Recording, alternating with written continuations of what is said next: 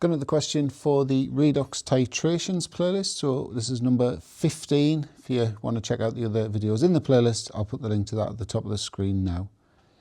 So the question covers transition elements, optical isomerism, and there's also a big calculation on an unfamiliar redox titration. So by unfamiliar, I mean just not manganate 7 or iodine thiosulfate, because they're the standard ones.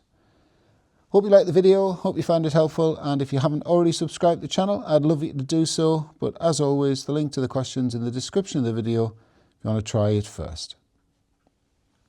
Okay, so for the first part, we've just got to draw these complex ions in 3D.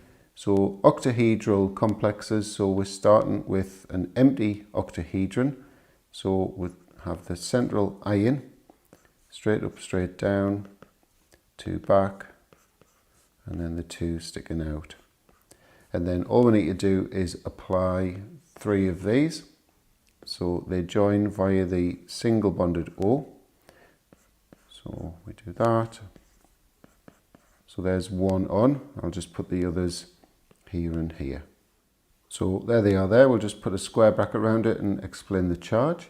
So we're told that this is ion 3 plus in the middle, and the ion you can see has a 2- charge.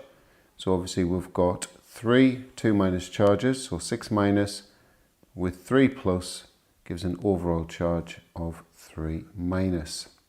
Next thing I need to do is draw the mirror image of this. So I'll start with my empty octahedron, and all I need to do now is mirror with the position of the ligands onto the right hand octahedron. So we'll start on the right hand side here.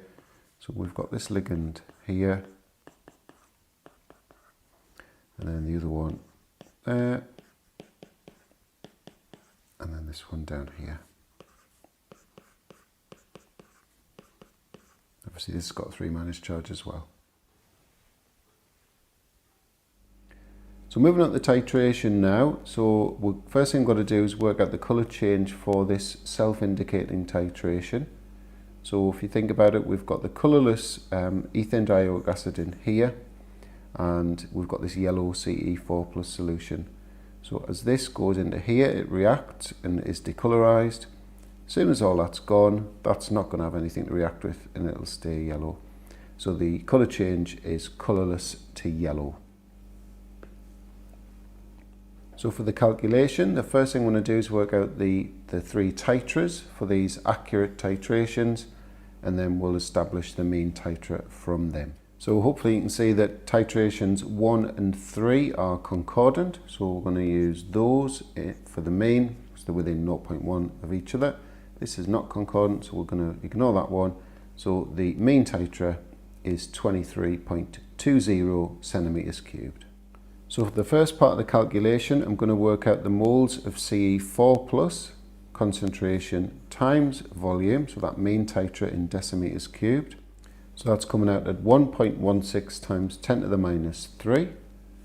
The moles of the ethane dioic acid is going to be half as much. So that's coming out at 5.80 times 10 to the minus 4. We want to know how many moles of ethane dioic acid are in those leaves. So what we need to do is multiply by 10 to get the number of moles that are in the 250. They're going to be the same as what's in the beaker here, which is obviously come from the leaves. So we're just going to multiply this by 10, which is obviously 5.80 times 10 to the minus 3. So to convert that to grams, we multiply that by the MR of ethane dioic acid, which is 90. So there's that many grams of ethane dioic acid in the 82.62 grams of leaves.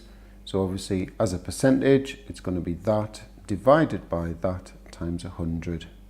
So there's the answer there. I'm giving it to 3 significant figures. That's appropriate because the lowest number of significant figures in all of the data supplied is 3.